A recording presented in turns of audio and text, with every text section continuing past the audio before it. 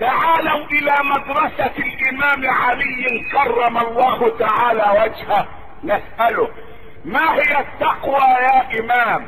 وهنا يرفع الامام صوته بكل فصاحة وبلاغة، لانه ربيب بيت النبوة، تربى في حجر الحبيب المصطفى.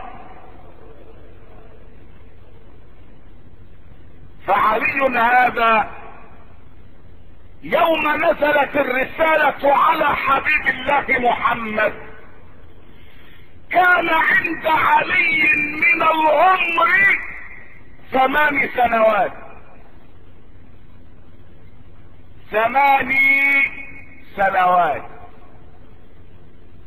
لو كان في زماننا والتحق بالمدارس لكان مكانه في الصف الثاني من المرحلة الابتدائية.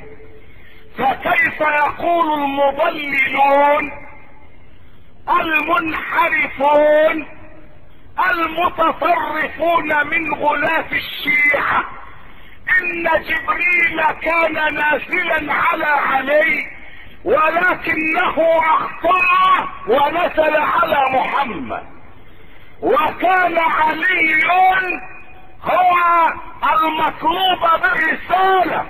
قولوا لهم أينزل جبريل على صبي عنده من العمر 8 سنوات؟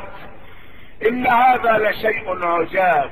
وجبريل لا يخطئ، لأن جبريل لا يتحرك من عند نفسه. إذا أخطأ جبريل فإنما الخطأ ليس خطأ جبريل، إنما يسند الخطأ عندئذ لله رب العالمين وحاشاه.